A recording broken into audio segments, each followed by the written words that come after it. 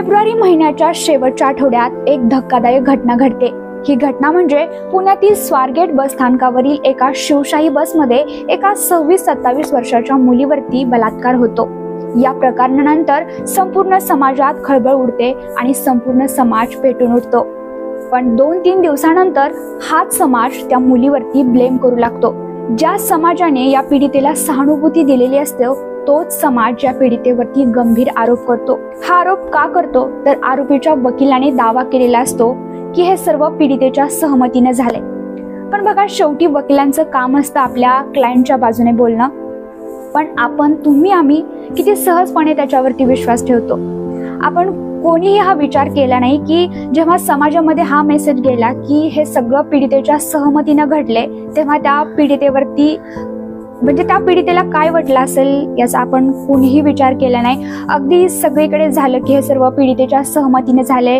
मग आरोपीही बोलला की तिनं माझ्याकडून पैसे घेतले होते आणि हे सर्व पैशाच्या वादातून झाले। बरं, आपण असं आहे का की आपण पोलिसांनी तपास केला होता, पोलिसांच्या तपासानंतर हे सगळं समोर आलं होतं? असं काहीही झालं नव्हतं। फक्त आरोपीच्या वकिलाने दावा केला होता किंवा आरोपीनं दावा केला होता की हे सगळं पीडितेच्या सहमतीने झाले आणि त्यावरती आपण सर्वांनी विश्वास ठेवला। बघा, आता मला वाटतं एक 7-8 दिवस झाले असतील पोलिसांनी या संदर्भातील तपास केल्यानंतर अहवाल दिलाय आणि या अहवालामध्ये समोर आले की पोलिसांनी गेल्या 1 वर्षांचे आरोपीचे आणि पीडितेचे कॉल रेकॉर्ड्स तपासले, परंतु यामध्ये दोघांचं कोणताही कॉल नाहीये किंवा दोघांची कसलीही ओळख नसल्याचं समोर आले। पोलिसांनीही त्या आरोपीचे बँक डिटेल्स तपासले, त्याच्यामध्ये गेल्या कितीतरी महिन्यांपासून त्या आरोपीच्या अकाउंटवरती 100 रुपयांच्या खाली अमाऊंट होती। मग तो व्यक्ती पीडितेला कसेच पैसे देऊ शकतो ना। आणि मला वाटते अजून एक महत्त्वाचा मुद्दा की ज्या दिवशी आरोपी म्हणून दत्ता गाडेचं नाव समोर आलं होतं त्या दिवशीच दत्ता गाडेच्या नावावरती आधीही या प्रकारच्या घटना आधीही त्यांनी या प्रकारचे गुन्हे केलेत हे समोर आलं होतं। परंतु तरीही आरोपीच्या वकिलाने जेव्हा दावा केला की हे सर्व पीडितेच्या सहमतीने घडले, तेव्हा आपण किती लवकर त्याच्यावरती म्हणजे ज्या व्यक्तीवर एवढे सगळे गुन्हे आहेत त्या व्यक्तीच्या वकिलांनी दावा केला म्हणून आपण सहजपणे किती विश्वास ठेवला की हे सगळं पीडितेच्या सहमतीने झाले।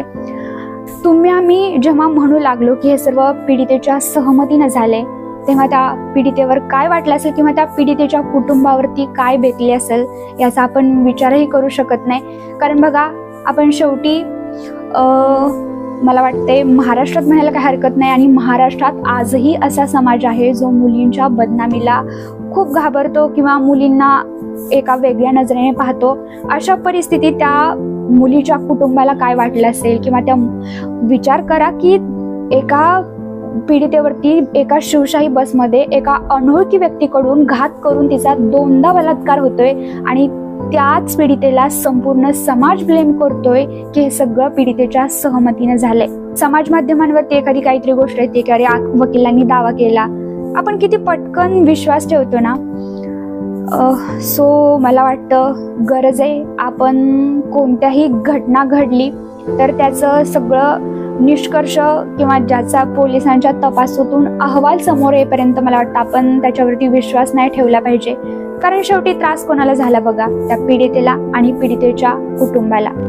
तुम्ही आम्ही तर बोलतच राहतो। शेवटी बघा, एका पीडितेला एक भावनिक पत्रही लिहावं लागलं राज्य आयुक्तांना। तिनं मला वाटतं एक 4-5 दिवस झालं पत्र लिहिलं होतं। या पत्रात तिनं असंही म्हटलंय की वैद्यकीय अधिकाऱ्यांसमोर आणि पोलिसांसमोर तिला वारंवार त्या बसमध्ये काय घडलंय याचा उल्लेख करावा लागला।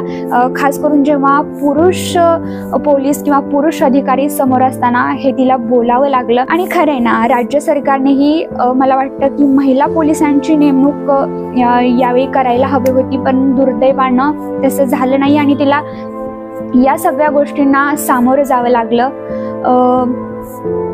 मला वाटते गरज आहे आपण सगळ्यांनी विचार करण्याची की कोणतीही असेल कोणतीही समाजात जेव्हा एखादी घटना घडते तेव्हा त्या घटनेचं अंतिम सत्य बाहेर येईपर्यंत आपण त्या घटनेवरती असं सोशल मीडियावरती जास्त नाही बोललं पाहिजे किंवा कारण आपल्या एका दाव्यामुळे किंवा आपल्या एका सोशल मीडिया पोस्टमुळं बघा त्या पीडितेला किती मानसिक त्रास सहन करावा लागला.